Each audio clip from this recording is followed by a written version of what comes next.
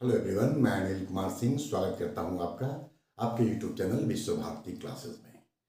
पिछले वीडियो में मैंने आपको power and functions of governor इस पर एक वीडियो आप तक पहुंचाने का काम किया था। आज उसी कड़ी में हम सेंटर स्टेट रिलेशन इस टॉपिक को उठाने जा रहे हैं। सेंटर स्टेट रिलेशन बड़ा ही महत्वपूर्ण टॉपिक है। परीक्षा में प्रायः यहाँ से प्रश्न पूछे जाते रहे हैं। जेपीएससी के सिलेबस को अगर हम लोग ध्यान रखें तो एक और ये इंडियन पॉलिटी और कॉन्स्टिट्यूशन में तो शामिल है ही, इसका एक पार्ट इंडियन इकोनॉमी में भी है और पब्लिक एडमिनिस्ट्रेशन में भी केंद्र राज्य संबंध पर सिलेबस में दिया हुआ है। तो ऐसी स्थिति में जब 3 सब्जेक्ट में इस टॉपिक को रखा गया है तो ये निश्चित तौर पे महत्वपूर्ण होगा और साथ ही साथ यहाँ से प्रश्न पूछे जाने की संभावना भी प्रबल होगी। अभी तक जेपीएससी में यहाँ से भी क्वेश्चन नहीं पूछा गया है, तो हम लोग ये भी उम्मीद कर सकते हैं कि शायद इस बार पूछ दिया जाए। इसी बात को ध्यान में रख करके और साथ ही साथ किसी व्यूअर ने इस टॉपिक की भी डिमांड की थी, तो उनके डिमांड को फुलफिल करने के लिए भी हम आज इस टॉपिक को लेकर के आए हैं, जिसका नाम है केंद्र राज्य संबंध। ये टॉपिक बड़ा है, इसीलिए इसको हम एक नहीं, 2 नहीं बल्कि 3 पार्ट में आप तक पहुंचाने का काम करेंगे। रीजन ये है कि केंद्र और राज्य के बीच में संबंधों को बात करें तो ये 3 भाग में तो वैसे ही हैं, विधायी संबंध, प्रशासनिक संबंध और फिर वित्तीय संबंध। इसके अलावा एक क्वेश्चन ये भी पूछ सकता है कि केंद्र और राज्य के बीच में विवाद के कारण क्या है और उनके समाधान के लिए जो अलग अलग समय में आयोग बनाया गया है उनके रिकमेंडेशन क्या है, या फिर जो आखिरी आयोग था केंद्र राज्य संबंध पर, मदन मोहन पुंछी आयोग, इनका रिकमेंडेशन या इनकी सिफारिशें क्या रही थी। तो क्वेश्चन एक तो ओवरऑल पूछा जा सकता है कि केंद्र राज्य संबंधों की जानकारी दे, तो वैसी स्थिति में आपको तीनों संबंध, विधायी, प्रशासनिक और वित्तीय, इनको वृत्त में दिखाना होगा। अलग से क्वेश्चन पूछ सकता है सिर्फ और सिर्फ विधायी संबंध पर, तो एक क्वेश्चन यहां से बन जाएगा, फिर प्रशासनिक से और वित्तीय से। इसीलिए एक वीडियो में इसको बना पाना संभव नहीं है, क्योंकि ये बहुत लंबा हो जाएगा और बहुत लंबा होने का मतलब ये है कि फिर समझने समझाने में परेशानी होगी। हम भी थकेंगे वीडियो को बनाने में और आप भी उसको देखने में उबने लगिएगा। तो आज हम लोग इस के एक पार्ट को करते हैं और बाकी वीडियो हम आगे लेकर के आएंगे, लेकिन आपसे यह अनुरोध होगा कि आप प्लीज पूरा वीडियो को देखिए, क्योंकि फिर वही बात, ये आपके लिए ही हम तैयार कर रहे हैं। चलिए, तो केंद्र राज्य संबंध को थोड़ा समझते हैं। यहाँ पर हम बाकी जो 2 भाग इसके हैं, प्रशासनिक और वित्तीय संबंध, उस पर आज किसी प्रकार का कोई बात नहीं करेंगे तब तक जब तक कि उसका कोई जरूरत नहीं पड़ेगा। ठीक है, तो पहले हम लोग केंद्र और राज्य समझें। भारत में हम सब जानते हैं कि संघात्मक शासन व्यवस्था है और संघात्मक शासन व्यवस्था में केंद्र और राज्य के बीच में शक्तियों का स्पष्ट तौर पर संविधान के द्वारा बंटवारा कर दिया जाता है। ये जो शक्तियों का बंटवारा केंद्र और राज्य के बीच में होता है, इसके पीछे कई सारे कारण होते हैं। उनकी ऐतिहासिक पृष्ठभूमि होती है, उनका भौगोलिक परिदृश्य होता है, संचार व्यवस्था को देखा जाता है, विकास की प्रक्रिया को देखा जाता है, जन आकांक्षा को देखा जाता है और इन आधारों पर इन दोनों के बीच जो विभिन्न विषय हैं उसको बांट दिया जाता है। दरअसल संघात्मक शासन व्यवस्था में प्रायः यह देखा गया है कि केंद्र और राज्य के बीच में मतभेद और विवाद की स्थिति सामने आती रही है। तो इसीलिए संविधान निर्माताओं ने ये स्पष्ट तौर पर व्यवस्था करने का प्रयास किया कि केंद्र और राज्य की शक्तियों को स्पष्ट कर दिया जाए, ताकि कोई किसी की सीमाओं का, कोई एक दूसरे के अधिकारों का उल्लंघन ना करे। तो अधिकारों के बंटवारे के संदर्भ में सामान्य नियम यह है कि जिन विषयों पर शक्ति बनाने का या नियंत्रण करने का अधिकार संघ को होगा, जिन विषयों पर अधिकार राज्य को होगा, उनके लिए एक सूची बना दी जाए। ठीक है, और इसी क्रम में बना दिया गया संघ सूची और बना दी गई राज्य सूची। जिन विषयों पर प्रशासन का जिम्मेदारी संघ को था उसको संघ सूची में डाल दिया गया, और जिस पर प्रशासन की जिम्मेदारी, कानून बनाने की, नियंत्रण करने की जिम्मेदारी राज्यों की थी, उसको राज्य सूची में डाल दिया गया। ठीक है, और जो विषय इन दोनों में शामिल नहीं किए गए वो कहलाया अवशिष्ट विषय। अवशिष्ट मतलब बचा हुआ। ठीक है, तो केंद्र और राज्य के बीच में अधिकारों का बंटवारा कर दिया गया और जो बच गए उसको अवशिष्ट विषय के तौर पर रखा गया। भारत के संविधान निर्माताओं के सामने एक और चुनौती थी और ये चुनौती हुई थी भारत के आजाद होने और संविधान निर्माण की प्रक्रिया के दौरान। हम सब जानते हैं कि भारत के आजादी के साथ ही पाकिस्तान का निर्माण हुआ, या हम लोग यूं कहें कि भारत का विभाजन हो गया। सांप्रदायिक दंगों की पृष्ठभूमि थी, भारत का विभाजन हुआ। भाषा के आधार पर राज्यों के निर्माण की मांग जो थी वो लगातार तेज हो रही थी।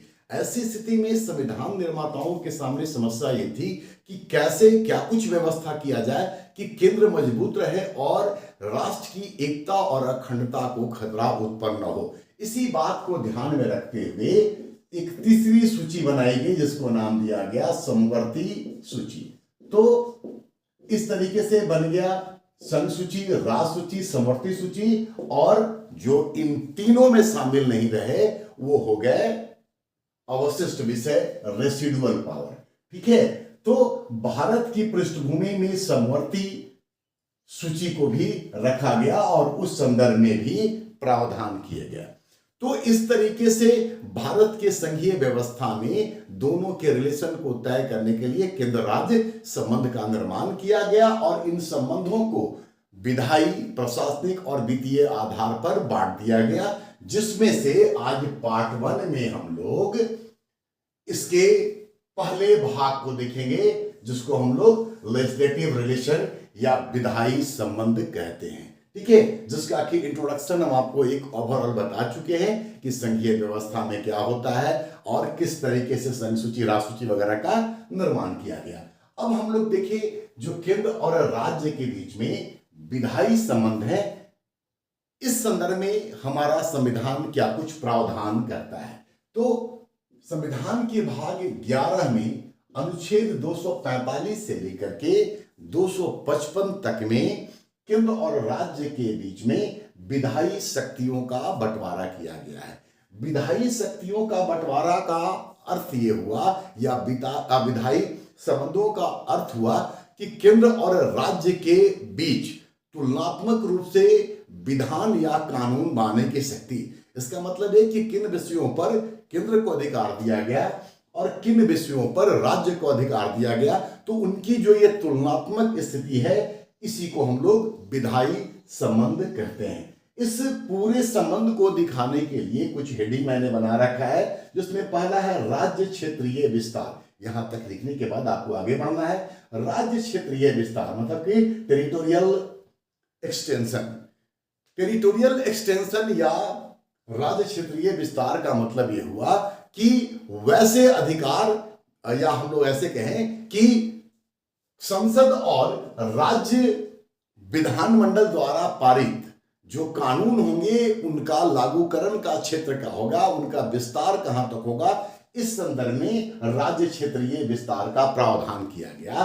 और ये प्रावधान भारत के संविधान के अनुच्छेद 245 के तहत किया गया और इस संदर्भ में 2 प्रकार की व्यवस्थाएं की गई, जिसको कि 241 क्लाउज 1 और 242 क्लाउज 2 के अंतर्गत रखा गया है। तो 245 क्लाउज 1 में इस बात का प्रावधान है कि संसद अपने संवैधानिक दायरे में रहते हुए जिस विधान का निर्माण करेगी वो विधान पूरे भारत में या भारत के किसी पर्टिकुलर क्षेत्र तक लागू होगी। 245 क्लाउज 1 में यह प्रावधान किया गया कि संसद द्वारा निर्मित कानून या तो पूरे भारत में या भारत के किसी पर्टिकुलर क्षेत्र तक लागू होगी। उसी तरीके से राज्य विधानमंडल के द्वारा पारित जो कानून होगा वो संपूर्ण राज्य में या उस राज्य के किसी खास क्षेत्र में, किसी विशेष क्षेत्र में लागू होगी। तो ये 245 क्लाउज 1 में है। जबकि 245 क्लाउज 2 में यह प्रावधान किया गया है कि संसद का जो कानून होगा उसका जो प्रभाव क्षेत्र होगा, उसके जो लागू होने की क्षेत्र होगी वो भारत के बाहर भी होगा, मतलब कि एक्स्ट्रा टेरिटोरियल भी होगा। ठीक है, संसद द्वारा निर्मित कानून का प्रभाव क्षेत्र भारत के बाहर भी हो सकता है, मतलब कि एक्स्ट्रा टेरिटोरियल हो सकता है। और इसका महत्व या इसका प्रभाव हम लोग इंडियन पैनल कोड, जिसको कि आज न्याय संहिता के नाम से जाना जाता है, उस संदर्भ में देखा भी जाता है कि आईपीसी या न्याय संहिता का जो प्रभाव क्षेत्र है ये भारत से बाहर होने वाले अपराधों के संदर्भ में भी लागू होता है। तो संसद और विधानमंडल का जो एरिया होगा उसको तय किया गया इस राज्य क्षेत्रीय विस्तार के तहत, जिसमें फिर से मैं एक बार ब्रीफ कर दे कि संसद का कानून पूरे देश या देश के किसी भाग में, राज्य विधानमंडल द्वारा पारित कानून उस राज्य में या उस राज्य के किसी क्षेत्र में लागू होगा, और संसद का कानून कुछ मामलों में राज्य या देश के बाहर भी लागू होगा, एक्स्ट्रा टेरिटोरियल होगा, और आईपीसी के संदर्भ में भारत के बाहर होने वाले अपराधों में ये लागू भी होता है। तो पहला पॉइंट इसके बीच जो संबंध है उससे संबंधित ये था। अब दूसरा पॉइंट देखिए, विषयों के दृष्टि से इन दोनों के बीच में संबंध, विषयों के दृष्टि से केंद्र और राज्य के बीच में संबंध as per subject between centre and state. तो विषयों के दृष्टि से अगर हम लोग इन दोनों के बीच संबंधों को समझने का प्रयास करें तो इसका जो प्रावधान है वो अनुच्छेद 246 और उसके बाद अनुच्छेद 248 में दिया गया है। ठीक है, आर्टिकल 246 और 248 में इन दोनों को विषयों की दृष्टि से अधिकार दिए गए हैं। तो जो आर्टिकल 246 है इसके तहत विषयों का भारत के संविधान के संघात्मक व्यवस्था के अंतर्गत 7वीं अनुसूची के द्वारा 3 सूचियों के माध्यम से इनके बीच जो विषय है उनको बांट दिया गया, जिसको हम लोग यूनियन लिस्ट, स्टेट लिस्ट और कंकरेंट लिस्ट, मतलब संघ सूची, राज्य सूची और समवर्ती सूची के नाम से जानते हैं, इसको बांट दिया गया। तो आर्टिकल 246 के तहत, जो कि 7वीं अनुसूची से संबंधित है, 246 क्लाउज 1 इसमें यूनियन लिस्ट का प्रावधान है, क्लाउज 2 में राज्य सूची या स्टेट लिस्ट का, और तीसरे में अनुच्छेद 246 क्लाउज 3 में समवर्ती सूची का प्रावधान किया गया है। अब अगर हम लोग समवर्ती सूची को समझने का प्रयास करें, यहां पर देखें, इसको अगर हम लोग समझने का प्रयास करें तो ये क्या है, संघ सूची में वैसे विषयों को शामिल किया जाता है जिनका कि राष्ट्रीय महत्व होता है, और राष्ट्रीय महत्व के इन विषयों पर विधान या कानून बनाने का एक्सक्लूसिव पावर, अनन्य अधिकार जो है वो संसद को प्राप्त होता है, और संसद के द्वारा निर्मित ये कानून, मैंने शुरुआत में कहा था कि आर्टिकल 245 क्लॉज 1 में है कि संसद का कानून पूरे देश में या देश के किसी पर्टिकुलर क्षेत्र में लागू होगी। तो यूनियन लिस्ट पर राष्ट्रीय महत्व के विषय होंगे और इस पर कानून बनाने का अधिकार संसद को प्राप्त होगा। मूल रूप से इसमें यूनियन लिस्ट में 97 सब्जेक्ट रखे गए थे, लेकिन वर्तमान में इसकी संख्या, जहां तक विषयों का बात है, तो विषयों की संख्या 100 हो गई है। ये यूनियन लिस्ट जो है इसमें 5 बार संशोधन किए गए हैं और 97 से यह संख्या 100 पहुंची है। और साथ ही साथ एक महत्वपूर्ण ये कि यूनियन लिस्ट में ही सेवा कर को, सर्विस टैक्स को शामिल किया गया है, और सर्विस टैक्स को 88वें संविधान संशोधन 2003 के द्वारा यूनियन लिस्ट में शामिल किया गया। और आज की तारीख में ये यूनियन लिस्ट के 92 क्लाउज सी, मद संख्या या क्रम संख्या 92 क्लाउज सी में सर्विस टैक्स है, क्योंकि लंबे समय तक सर्विस टैक्स जो था वो रेसिडुअल पावर था, लेकिन 88th अमेंडमेंट के द्वारा इसको यूनियन लिस्ट में शामिल कर दिया गया है। तो यूनियन लिस्ट में शामिल विषयों का महत्व राष्ट्रीय होता है और संसद ही उस पर कानून बनाती है। फिर इसमें आपको कुछ सब्जेक्ट का एग्जाम्पल दे देना है कि जैसे यूनियन लिस्ट में शामिल जो प्रमुख विषय है, अभी सर्विस टैक्स मैंने बताई, इसके अलावा यूएनओ, संयुक्त राष्ट्र संघ, भारत का जो विदेशी संबंध है वो इसमें शामिल होगा, जनगणना इसमें शामिल होगी, मुद्रा, बैंकिंग, इंश्योरेंस मतलब बीमा इसमें शामिल होगा, रेलवे इसमें शामिल है, संचार माध्यम शामिल है, जनगणना मतलब कि सेंसस, नागरिकता, ठीक है, राष्ट्रीय सुरक्षा, विदेशी संबंध, एटॉमिक पावर, ये तमाम चीजें जो हैं वो यूनियन लिस्ट में शामिल हैं। ठीक है, तो राष्ट्रीय महत्व का विषय 97 मूल रूप से 100 आज की तारीख में 5 बार संशोधन, सर्विस टैक्स इसमें शामिल 88th अमेंडमेंट के द्वारा 2003 में, और 92 क्लॉज सी मद संख्या में इसको रखा गया है। तो ये यूनियन लिस्ट। अब स्टेट लिस्ट, राज्य सूची। एक चीज और कि यूनियन लिस्ट को प्रथम सूची भी कहा जाता है। तो यूनियन लिस्ट को या संघ सूची को प्रथम सूची कहा जाता है, बाकी बातें मैंने बता दी। स्टेट लिस्ट इसको द्वितीय सूची भी कहा जाता है, और राज्य सूची में जो विषय शामिल हैं उनका स्थानीय महत्व होता है, और स्थानीय महत्व के इन विषयों पर कानून बनाने का भारत के संघात्मक शासन व्यवस्था के तहत अनन्य रूप से अधिकार राज्य के विधानमंडल को होता है। तो राज्य विधानमंडल स्थानीय विषयों से संबंधित कानून बनाने का काम करती है, जो कि राज्य सूची या द्वितीय सूची का विषय है। इसमें मूल रूप से 66 विषय शामिल किए गए थे। मतलब कि राज्य सूची में ओरिजिनली 66 सब्जेक्ट शामिल किए गए थे, लेकिन 5 विषयों को समवर्ती सूची में वक्त के साथ ट्रांसफर कर दिया गया, जिसमें से 6 में से एक तो 7वें संशोधन 1956 के द्वारा गया, और बाकी 4 सब्जेक्ट ये 42वें संविधान संशोधन 1976 के द्वारा समवर्ती सूची में शामिल कर दिया गया। फिर से हम दोहरा दें कि मूल रूप से राज्य सूची में, यहां साफ कर देते हैं तो आपको देखने में ही बनेगा, मूल रूप से स्टेट लिस्ट में 66 विषय थे, आज की तारीख में 61 विषय हैं। इनमें से इसका मतलब कि 5 जो सब्जेक्ट है वो कम हो गए, और ये 5 सब्जेक्ट चले गए समवर्ती सूची में, इनको हस्तांतरित कर दिया गया। ठीक है, तो एक विषय जो था ये 7th संशोधन के द्वारा 1956 में समवर्ती सूची में गया, और 4 जो थे ये 42वें संविधान संशोधन 1976 के द्वारा समवर्ती सूची में शामिल कर दिए गए।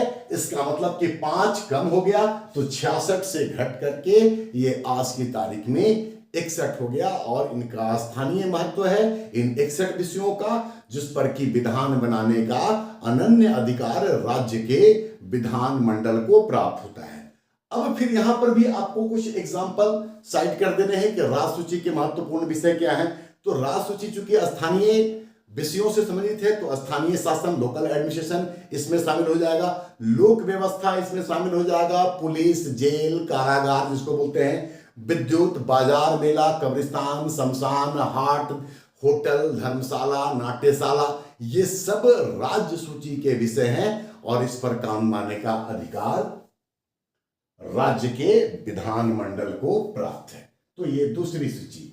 और तीसरी सूची जो है वो है समवर्ती सूची, जो कि मैंने आपको पहले बताया था, कंकरेंट लिस्ट 246 क्लॉज 3 में है। इसको तीसरी सूची भी कहा जाता है, और ये बताया थे आपको कि भारत के विशेष परिस्थिति में तीसरी सूची को रखा गया, जो कि समवर्ती सूची है। समवर्ती सूची के संदर्भ में व्यवस्था यह है कि इस सूची में शामिल विषयों पर कानून बनाने का जो अधिकार होगा वो केंद्र और राज्य, मतलब कि केंद्र सरकार को भी प्राप्त होगी और राज्य सरकार को भी प्राप्त होगी।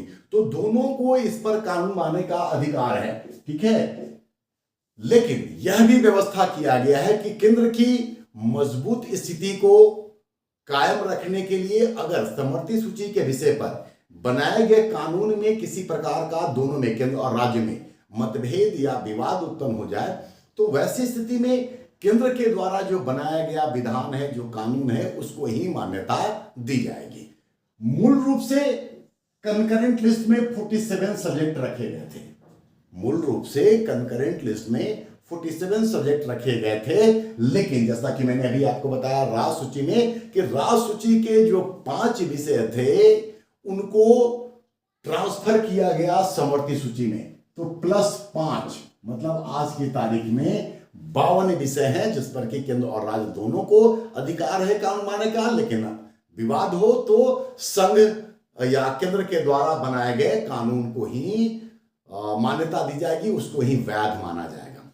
इसमें जो विषय शामिल है उनको देखिए, तो इसमें शिक्षा है, इसमें वन है, फॉरेस्ट, इसमें माप तौल है, इसमें वन्य जीवों का संरक्षण है और इसमें न्याय प्रशासन है। और ये जो 5 नाम हमने अभी आपको बताया, ये वही विषय हैं जो कि राज्य सूची से ट्रांसफर किए गए थे समवर्ती सूची में। हम फिर से बता दें, न्याय प्रशासन, वन जीवों का संरक्षण, वन, मापतौल और शिक्षा, ये 5 विषय वहां से ट्रांसफर होकर के आए थे। इसके अलावा आईपीसी, सीपीसी, जिसको कि अभी हम लोग नए नाम से जानते हैं, न्याय संहिता, नागरिक सुरक्षा संहिता, तो आईपीसी, सीपीसी भी इसी में शामिल है। जनसंख्या नियंत्रण समवर्ती सूची का विषय है। जनगणना संघ सूची का विषय था, जनसंख्या नियंत्रण।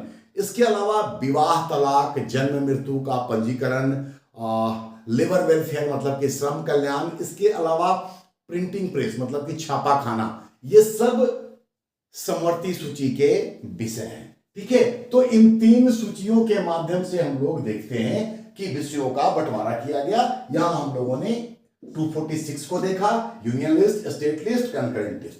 अब इसके बाद 248, जो मैंने शुरुआत में बताया था कि सामान्य तौर पर नियंत्रण के आधार पर राज्य सूची बनाई गई, संघ सूची बनाई गई, राज्य सूची बनाई गई, और जो बच गए वो रेसिडुअल कहलाया। रेसिडुअल जो विषय हैं उनका प्रावधान 248 में है और इस पर कानून बनाने का अधिकार केंद्र को दिया गया है। केंद्र को दिए जाने के पीछे उद्देश्य है, शुरुआत में मैंने बताया था कि भारत की आजादी के बाद भारत का विभाजन जैसी स्थिति, भाषा के आधार पर राज्यों के निर्माण की स्थिति, ठीक है, उसके लिए आंदोलन, तो देश को अखंड रखने के लिए केंद्र को मजबूत बनाने की आवश्यकता थी। इसीलिए बचे हुए या रेसिडुअल सब्जेक्ट पर, अवशिष्ट विषयों पर केंद्र को ही अधिकार प्रदान किया गया। और 248 के तहत 2 प्रावधान किए गए, आर्टिकल 242 क्लाउज 1 और आर्टिकल 242 क्लाउज 2। 248 क्लाउज 1 और 248 क्लाउज 1। सिंपल सा चीज है कि जिन विषयों पर विधान बनाने के लिए उनको न संघ सूची में शामिल किया गया, न समवर्ती सूची में शामिल किया गया, उन पर कानून बनाने का अधिकार संसद को प्राप्त हुआ। ठीक है, और टैक्स से जुड़े हुए विषय जो ना तो यूनियन लिस्ट में शामिल थे, जो ना स्टेट लिस्ट में शामिल थे, उस पर टैक्स लगाने का अधिकार केंद्र सरकार को प्रदान किया गया, जिसके संदर्भ में हम आपको बताएं कि लंबे समय तक सेवा कर रेसिडुअल पावर था, 248 के तहत आता था, और उस पर केंद्र सरकार ही कानून बनाती थी या टैक्स इंपोज करती थी। कानून के लिए अलग, ये टैक्स इंपोज करने का काम करती थी। आज के तारीख में आपको ये भी बता दिया कि 88th अमेंडमेंट के द्वारा 2003 में सेवा कर को संशोधन करके संघ सूची में शामिल कर दिया गया है। तो ये 248 तक हम लोगों ने ये व्यवस्थाएं देखने का काम किया। तो पहला पॉइंट में था राज्य क्षेत्रीय विस्तार, विषयों की दृष्टि से मैंने बता दिया। अब देखिए एक चीज और बच गया है, और वो है राज्य सूची के विषयों पर संसद का अधिकार। राज्य सूची के विषयों पर संसद का अधिकार। अब यहां पर इसको विशेष तौर पर समझने का कोशिश कीजिए। जैसे कि हम लोग बात कर रहे हैं कि संघीय व्यवस्था हमारा है, संघात्मक शासन व्यवस्था है, इसमें हम लोगों ने सेंट्रल गवर्नमेंट और स्टेट गवर्नमेंट इन दोनों के पावर को देखा, इनके अधिकारों को देखा, और संघीय व्यवस्था में अधिकारों का स्पष्ट तौर पर बंटवारा भी होता है। लेकिन हम ये भी जानते हैं, मैंने आपको इंडियन कॉन्स्टिट्यूशन का जो फीचर्स है उस पर भी एक वीडियो अवेलेबल कराया है, आपने देखा होगा। ठीक है, तो उसको भी आप देख लीजिएगा। वैसे एक बात यहां पर जब इस संदर्भ में बोलना शुरू किए तो बता दें कि हर वीडियो के साथ मेंस से जुड़ा हुआ जो भी वीडियो हम आप तक अभी तक पहुंचाए हैं, उन सब का प्लेलिस्ट हम डिस्क्रिप्शन में डाल देते हैं। तो जो लोग नए जो जुड़े हैं इस चैनल के साथ, मेरे साथ जो नए लोग जुड़े हैं, उनसे मेरा ये आग्रह होगा कि प्लीज उसको भी देख लीजिए। तो इंडियन पॉलिटी पर मैंने उसके एक फीचर से रिलेटेड सबसे पहले वीडियो डाला था, अभी जो हम शुरू किए हैं उसमें, और इसीलिए डाला था कि जो बेसिक चीजें हैं वो स्पष्ट हो जाए। ठीक है, तो आप उसको देख लीजिएगा, उसका प्लेलिस्ट आपको दिख जाएगा। खैर, तो संघीय व्यवस्था में केंद्र और राज्य के बीच में शक्तियों का बंटवारा होता है, लेकिन हमें भी जानते हैं कि भारत का जो संवैधानिक व्यवस्था है उसमें परिस्थितियों के बदलने के साथ ही हमारा जो संघीय ढांचा है वो संघीय ढांचा एकात्मक हो जाता है। ठीक है, और जब एकात्मक हो जाता है तो उस समय राज्य सूची के विषयों पर कानून बनाने का अधिकार जो है वो संसद के हाथ में चला जाता है। तो राज्य सूची के विषयों पर संसद का अधिकार कब है, क्या है, उसको हम लोग देखेंगे। उसके लिए यहाँ पर आर्टिकल लिख रखे हैं। अब यहाँ पर इस चीज को भी आप समझ लें कि मान लो क्वेश्चन आपके सामने ये रखा गया कि केंद्र और राज्य के बीच में संघीय व्यवस्था के अनुरूप जो विधायी संबंध है उनकी जानकारी दे और ये बताएं कि कब भारत का संघीय ढांचा, इस संदर्भ में जो क्वेश्चन हम पूछ रहे हैं विधायी संबंध में, कब एकात्मक हो जाता है या किन स्थितियों में राज्य सूची के विषयों पर संघीय व्यवस्था होने के बावजूद संसद कानून का निर्माण करती है। तो वहां तक जो बात मैंने अभी आपको बता रखा है वहां तक आप लिखिए। उसके बाद आंसर को आप चेंज कीजिए, ट्रांसफॉर्म कीजिए और आप ये लिखिए कि सामान्य स्थिति में भारत के संघीय व्यवस्था के अनुसार हम पाते हैं कि केंद्र और राज्य के बीच में शक्तियों का स्पष्ट तौर पे प्रावधान किया गया है और दोनों के अधिकारों को दे दिया गया है, या अधिकारों में अगर समवर्ती अधिकार है, जो समवर्ती सूची की बात कर रहे हैं, उसको भी संविधान के द्वारा स्पष्ट कर दिया गया है। लेकिन कुछ ऐसी भी स्थितियां हैं जब भारत के संघीय ढांचे के होते हुए भी राज्य सूची के विषयों पर कानून बनाने का काम संघ के द्वारा या केंद्र के द्वारा किया जाता है और तब भारत का संघात्मक व्यवस्था एकात्मक हो जाता है। और ये स्थितियां हैं, पहला पॉइंट आर्टिकल 249 है, पीटी में भी यहां से क्वेश्चन था, आपने देखा ही होगा। 249 क्या कहता है कि यदि राज्यसभा राज्य सूची के किसी विषय को 2/3 बहुमत से पारित करके उसको राष्ट्रीय महत्व का घोषित कर दे, यदि राज्यसभा राज्य सूची के किसी विषय को 2/3 बहुमत से पारित करके राष्ट्रीय महत्व का घोषित कर दे तो उस पर विधान बनाने का काम संसद के द्वारा किया जाता है।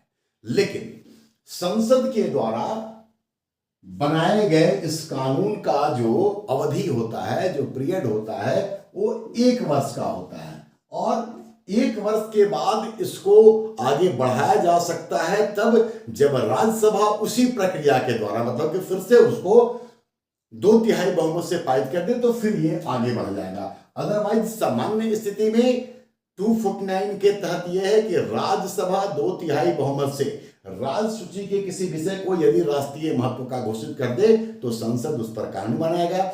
इस तरीके से निर्मित कानून का जो कार्यकाल होगा, जो अवधि होगी, वो 1 वर्ष होगी, लेकिन राज्यसभा इसी प्रक्रिया के द्वारा उसको आगे भी बढ़ा सकता है।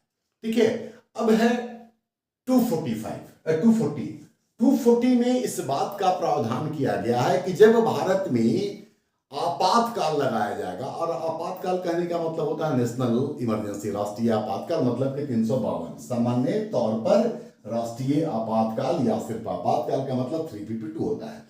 तो ये कहता है कि जब भारत में आपातकाल लगाया जाएगा तो उस दौरान राज्य सूची के विषयों पर कानून बनाने का अधिकार संसद को प्राप्त हो जाएगा। लेकिन आपातकाल की समाप्ति के बाद राज्य सूची के विषय पर जो कानून संसद ने बनाया है वो आपातकाल की समाप्ति के बाद अधिकतम 6 माह तक ही लागू रहेगा। 6 माह के बाद वह स्वतः समाप्त हो जाएगी। तो यहां पर 250 के तहत भी राज्य सूची के विषय पर संसद का अधिकार आता है। अब देखिए तीसरा पॉइंट, ये हो गया। अब 252 इसमें कहता है कि यदि 2 या 2 से अधिक राज्य विधानमंडल में इस आशय का प्रस्ताव पारित करके संसद से अनुरोध करे कि राज्य सूची के विषयों पर वो हमारे लिए कानून का निर्माण करे तो संसद उनके लिए कानून का निर्माण कर सकती है।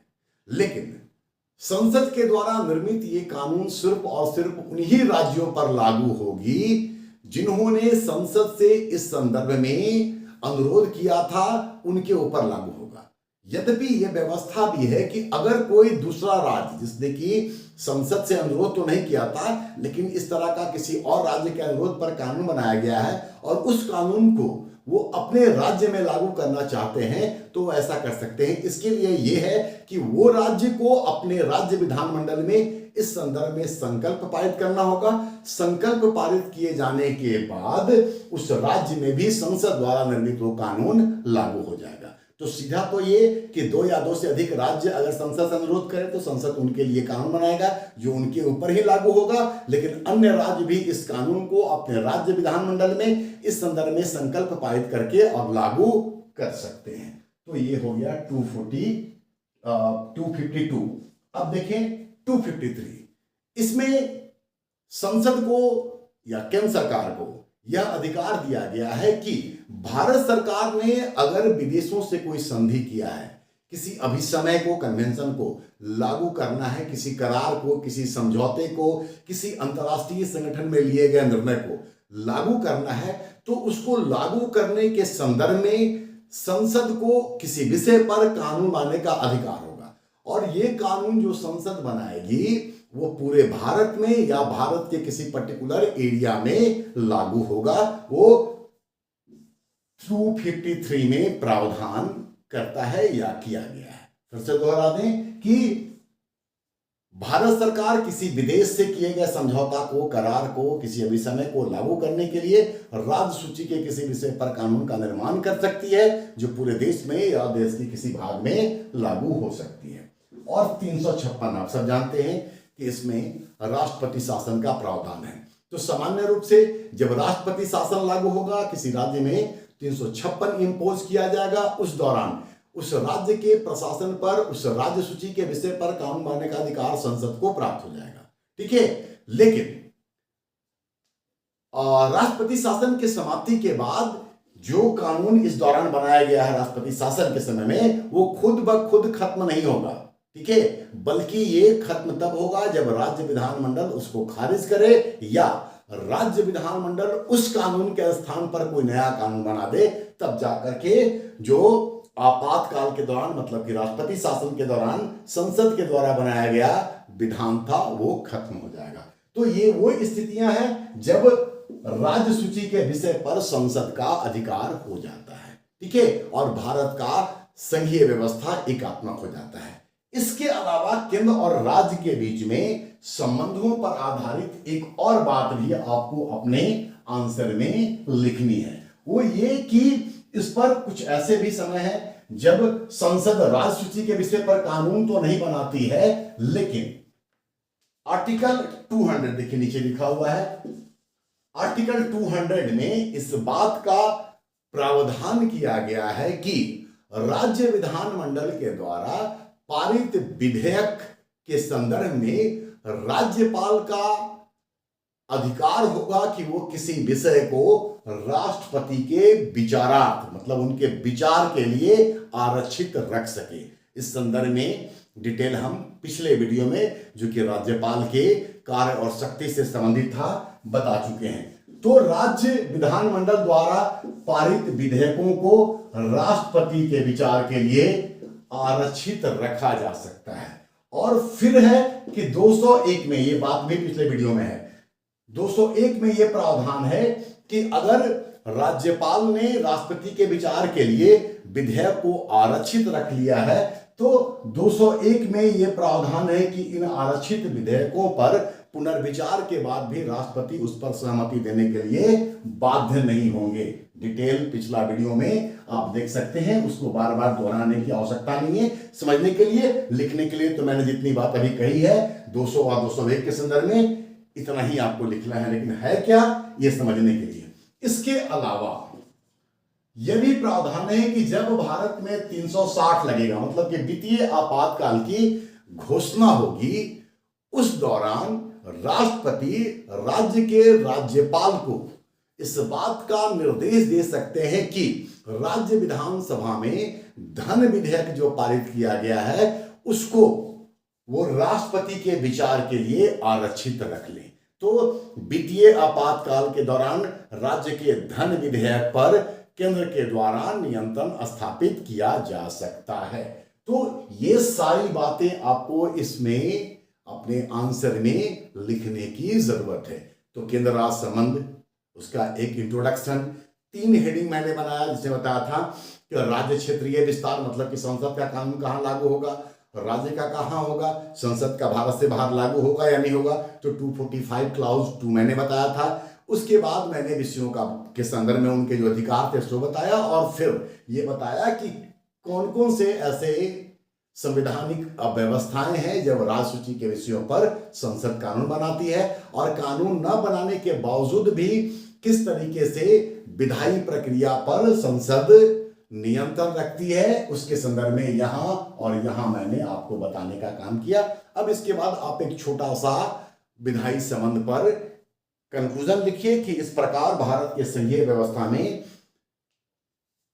दोनों के अधिकारों को यद्यपि स्पष्ट तौर पर बांट दिया गया है, लेकिन देश के स्वरूप को देखते हुए केंद्र को विधान बनाने की प्रक्रिया में कहीं ज्यादा मजबूती प्रदान किया गया है। और ये जो मजबूती प्रदान किया गया है, इसी कारण से जब उसका हम लोग एक और बताए थे कि केंद्र राज्य में विवाद के विभिन्न कारणों की जानकारी दे, तो विवाद का कारण एक तो यही निकल करके आता है कि संघीय व्यवस्था के बावजूद केंद्र और राज्य के बीच में शक्तियों का स्पष्ट तौर पर समानता के साथ बंटवारा नहीं है। तो खैर उस पर हम लोग किसी और वीडियो में बात करेंगे। तो पहला खंड मैंने इसमें खत्म कर दिया है, जो कि विधायी समझ से था। अगला वीडियो हम आपका इसका पार्ट 2 से लाएंगे, जिसमें कि प्रशासनिक संदर्भ में आपको या दोनों के बीच जो एडमिनिस्ट्रेटिव रिलेशन है उस पर बताने का काम करेंगे। उम्मीद है आपको वीडियो पसंद आएगा और आपके लिए उपयोगी भी होगा। और अगर आपको उपयोगी लगता है, आपको पसंद आता है, ये समझ में आ रहा है कि आपके लिए है, तो आप प्लीज इसको लाइक करना मत भूलिए, अपने दोस्तों के साथ शेयर करना मत भूलिए, और किसी भी प्रकार का कोई सुझाव, कोई राय जरूर हम तक पहुंचाइए। वीडियो कैसा लगा ये भी बताने का काम कीजिएगा। चलिए मिलते हैं अगले वीडियो में। धन्यवाद।